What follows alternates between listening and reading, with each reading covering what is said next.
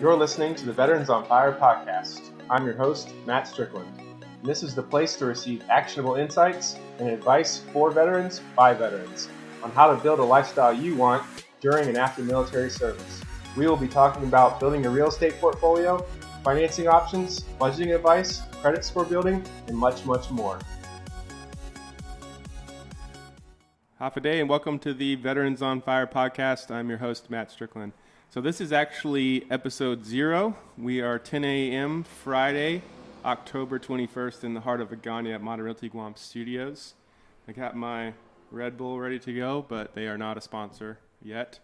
Today we're going to be talking about my path into real estate and how I got to where I am, which is over 40 doors across 4 states, financially independent, owning my own brokerage. So to get there, we have to go all the way back to 2014. In 2014, I was stationed in Groton, Connecticut on the USS Mississippi, submarine that we did new construction on. I had previously attempted to buy a house in Connecticut, and it didn't work out, and I kind of just stayed as a renter. When I got orders to Georgia, that was my next chance to get a house, right? So I still was very young in the game, didn't really know anything about it other than we have this thing called a VA loan. That's pretty much all I knew. So I used the USAA referral website, and having known what I know now about how much they take away from the agents to do that, I probably wouldn't have done it, but it actually turned out to be a life-changing experience because the realtor they connected me with has been my agent and friend for over 8 years now. So that was pretty cool. And I flew down to Jacksonville early 2014, met the agent, and we started looking at houses. So I found a house. I bought it using the VA loan, standard first-time home use. Ended up renovating the property. So I bought the property, I think, for $135,000 back then. Ended up selling it a year and a half later for $194,000. So I made about $36,000 off of that, and that was kind of my first eye-opener into, holy cow, you can make money in real estate. So during the time that I was kind of fixing up that property, I was at a point in my life where I was interested in like farming and raising animals and stuff like that, so I wanted to find some land, like a lot of land. So I started looking around, my agent was helping me search, and we found a property, $79,000, and looking back on that, I wish I would have bought more of them. But 7.3 acres of land with a 3-bedroom, 2-bath, 2,100 square foot home on it, ranch style brick, awesome. It had carport, it had RV port, it had greenhouses, it had chicken coops, it had pig barns, and then in the back we discovered after walking the property that it used to have 5 acres of blueberry farm, and it turned out that 3 of the rows over 100 foot long were still intact. So we had unlimited blueberries for years. So that being said, we bought the property on a second quote unquote vacation home, 20% down. So $79,000, I basically paid about $15,000 out of pocket plus closing costs, and I had this next property. So now all of a sudden I have 2 at the same time. And you have to keep in mind at this time, I still didn't really know what I was doing as far as like the house hacking concepts, using one property to leverage the other. I was just kind of doing it without knowing. It was 2014, 2015, and, podcasts really hadn't gotten hot yet. YouTube was out there, but, as far as the training, editing, having people have their own stuff all the time, it was just, it wasn't prevalent yet. So we bought the house, I started renovating it, and basically it was I would make some money, normal job in the Navy. I was on shore duty, and I'd go out there and do all the work myself. So we'd do side jobs, anything to create extra cash, and then I would funnel it into that property. Well, fast forward about 7 months, it was definitely a lot of sweat equity. I would get off work, 3, 4 p.m. every day, and I'd work there until 9, 10, 11, 12 o'clock, and on the weekends sometimes 3 a.m., just doing everything I could on my own. I was young, gung-ho, and trying to create that sweat equity in the property.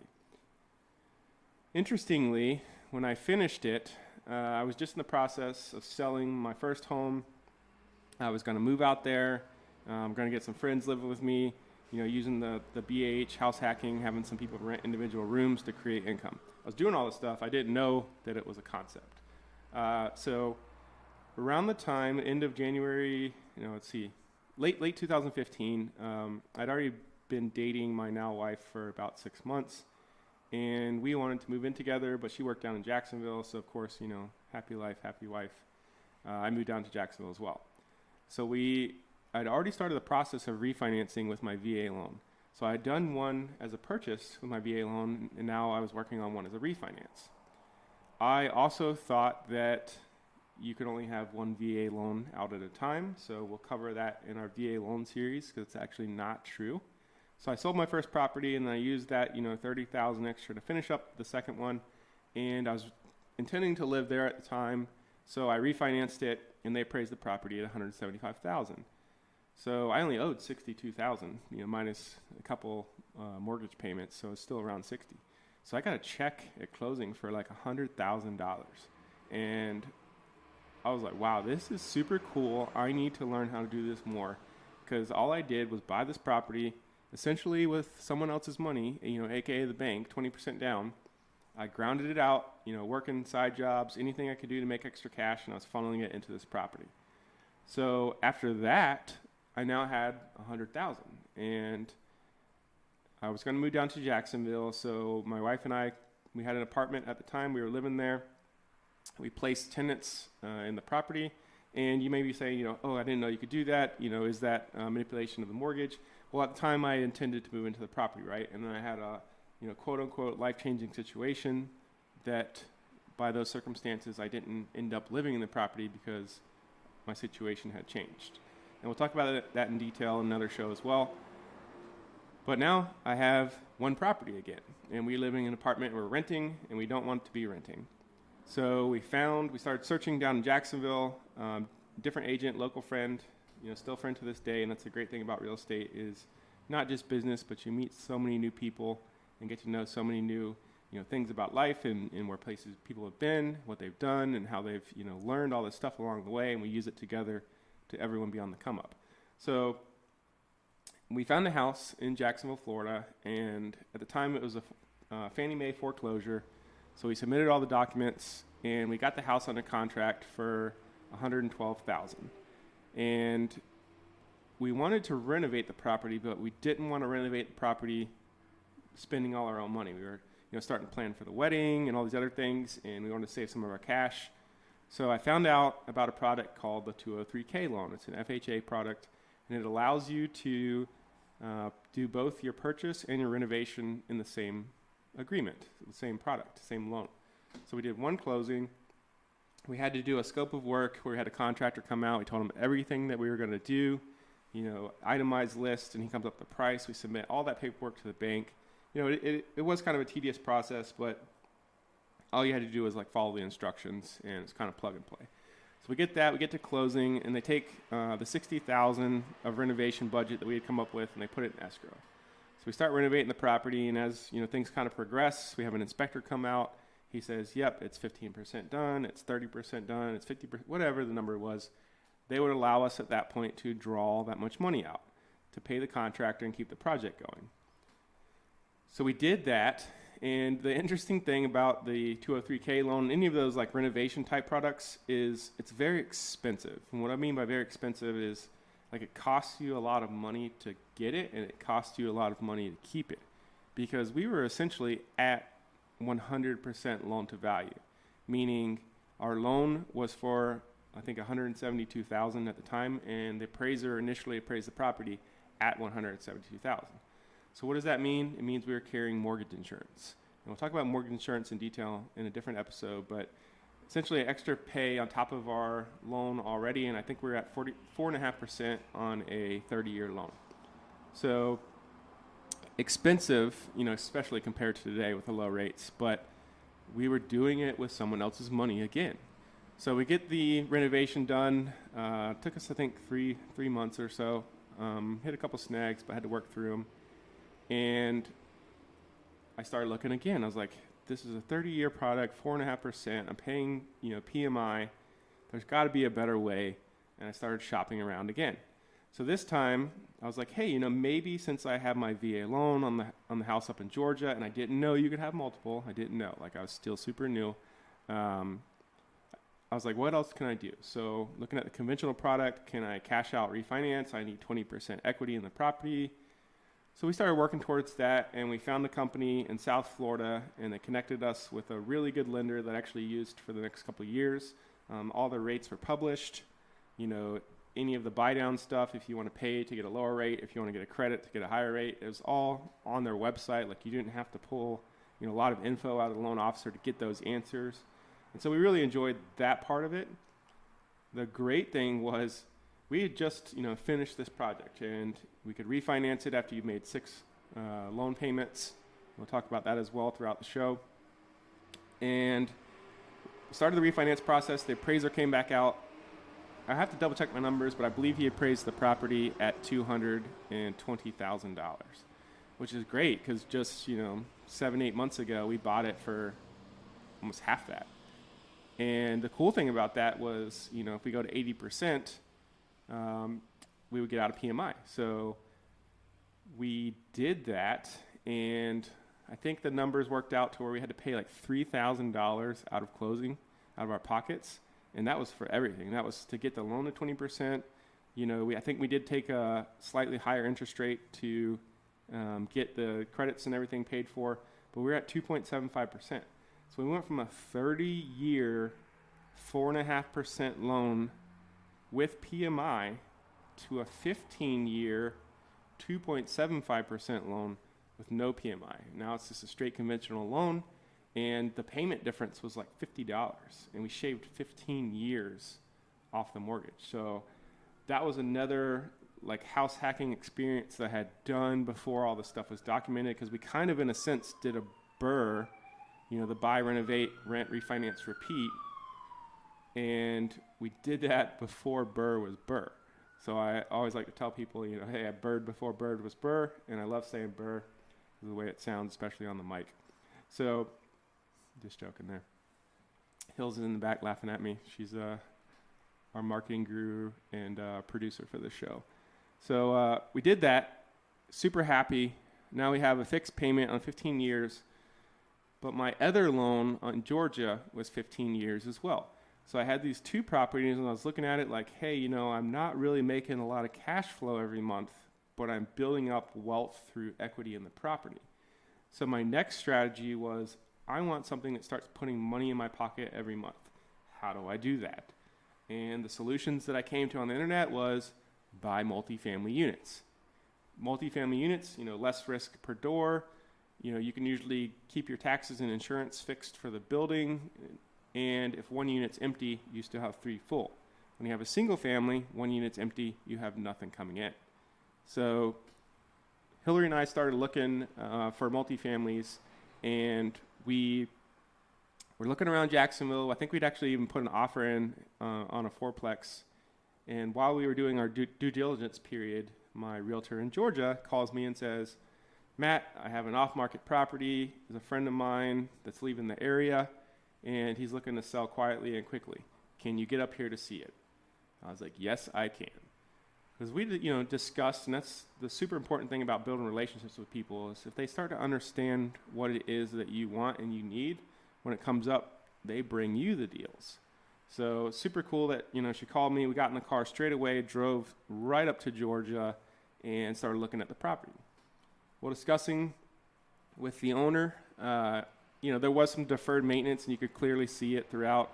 We needed to replace some of the sliding doors. There were some water moisture damage, and the most evident thing was a tree had fallen from one of the previous storms and put a hole in the roof. It wasn't a major hole, and there wasn't any structural damage or anything, but it just, went through the shingles, went through the plywood, and needed to be fixed. So we got a home inspection done, and we did this full assessment of the property, and we came up with a purchase price of $147,000. Now, this is for a 3-unit triplex of townhomes in Georgia.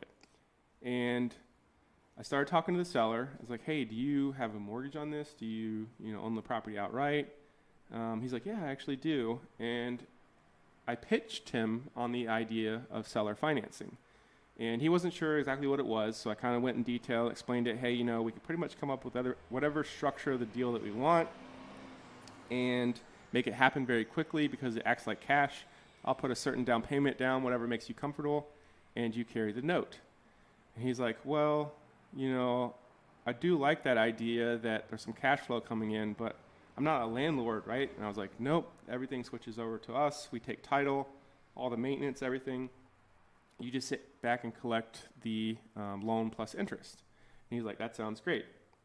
So we came up with some numbers. He wanted to continue to get about $1,000 a month in his pocket. So literally all I did was go to a mortgage calculator and plug in the numbers to where it made sense. So I think we came up with at the time, again, this is about 7 years ago, a 15-year at 3%, and he was going to carry the loan for 7 years. So what that meant was it's called a balloon payment. At the end of the 7-year period, even though my loan was for 15, I have to pay off or refinance whatever is left. So we worked out all the numbers, and we closed in 2 weeks. And I only put $10,000 down. So I got a 3-unit building for $10,000 down for $147,000. Today, it just reappraised for $375,000. So that's super cool with the the value add that we did there.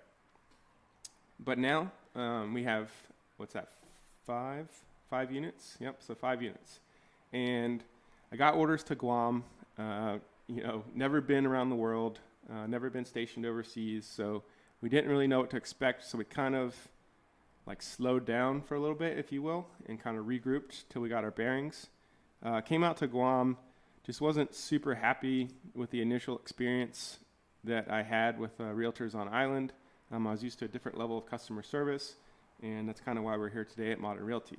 But we decided to go on base and rent for a little bit using base housing. So you have to stay on for at least 6 months, and we had a 3-year tour.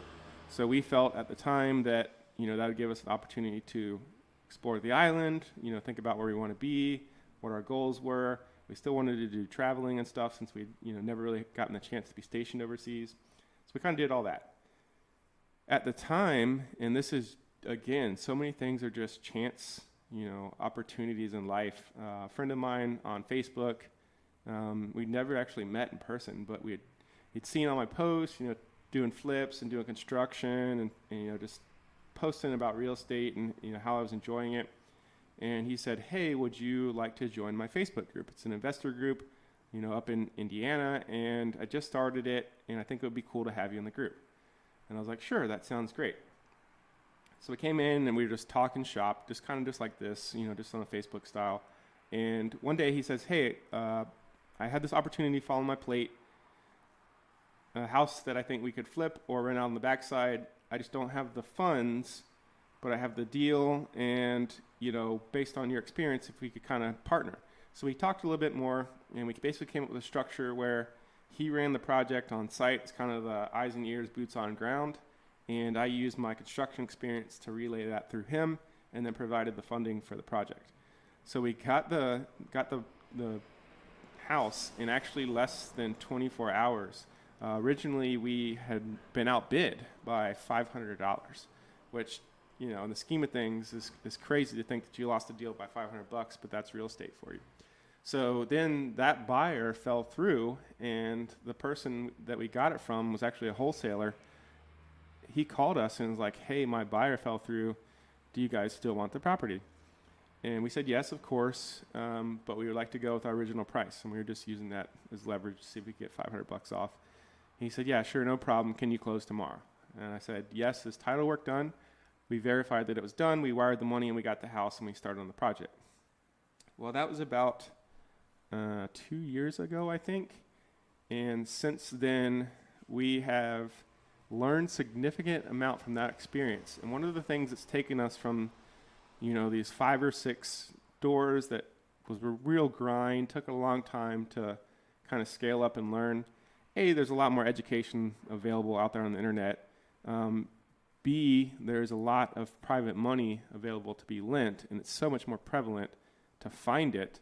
And then C, the biggest thing that was like the game changer for us was partnerships. We started taking on partners and doing deals together. And, friends, family, like business people, didn't matter. We put everything on paper. We laid out everything everyone was doing, where the money was coming from, what the splits were.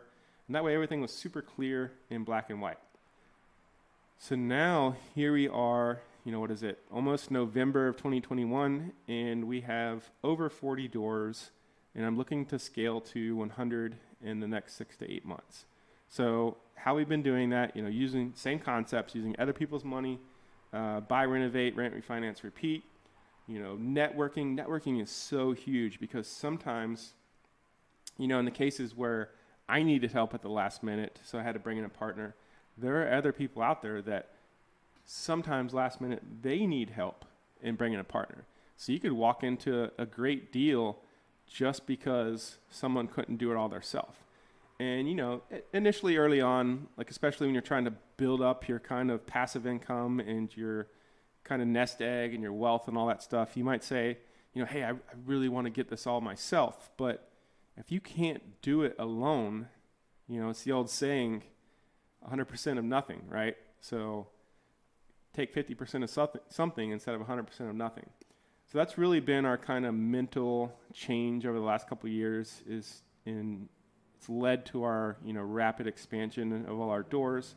And I've never even been to the state of Indiana. That's kind of the crazy thing. And I have over 30 rental units and 2 different property managers that we talk to on the regular. So now we operate in 4 different states: Florida, Georgia, Indiana, and Guam. We do both the BRRRR method, where we're trying to keep properties for rent, and then there's some where the retail value is just so good that we just straight flip them, and then we use that kind of cash to keep plussing everything up. But ultimately, it's other people's money. We still use hard money private lenders to fund the projects for the renovations. Usually get a pretty high interest rate on that, but if the numbers work, it doesn't really matter because you just factor that into your reno. And then we're refinancing out into 30-year mortgages with these private money lenders that are out there now. They require, 25% down. So we just target our renos to 75% of the value of the property that we think is going to happen. So then we refinance it out. We get all our money back, or we pay off the person that, we borrowed it from. We have a 25% equity stake in a property, and now it's making a few $100s a month. And, people might say, oh, it's only a few $100s a month. It doesn't seem like a lot. It's not a lot when you have one door. And when you have one door, the liability per door that we will be talking about throughout the show is high, because if it's vacant, you don't have any money coming in. If it's full, you only have some money coming in because it's only one property. When you start saying $300 a month after all expenses, and that's maintenance, management, vacancy, and capital expenditures, and your mortgage, you factor all that in. If the numbers still give you, a few $100s a month, I would say it's probably a good deal. And that's kind of what we targeted, and now we have that 40 times over. So 40 times over of $300 a month, that's $12,000 a month of passive income. So you kind of see where I'm getting at, kind of see where we're going through. So what we're going to do on the show is not only talk about, real estate hacks, but I'm going to explain to you and teach you all about the various loan products out there. For our military and our veterans, we're going to focus a lot on the VA loan and your VA benefits and how you can use that throughout your career, even early on, to build wealth while serving. So that's the whole concept of the show, right? Veterans on Fire, financial independence, retire early. So with that being said, I just wanted to give you an intro on me of how I got to where I am. And now I'm the broker and owner of Modern Realty Guam. We have 15 agents, and we service all of Guam while simultaneously operating a separate investment company that operates in 4 states. And we do it all remotely. We do it all through technology, applications, email, and texting, if you will. We do walkthroughs of our properties with video and virtual reality, all that stuff from 8,000 miles away. So if I can do it, I know you can do it. And follow the show. We'll teach you everything that we know, everything that we learned. I'll tell you all the mistakes I've made, all the good decisions, all the bad decisions, what led me to where. Yeah, so thanks for coming out. Don't forget, punch that subscribe button. Follow our podcast, veteransonfirepodcast.com. It'll take you straight to our landing page. We will be up on Apple, Spotify, and Google very soon. Thanks for stopping by. drop your comments in the comment section below.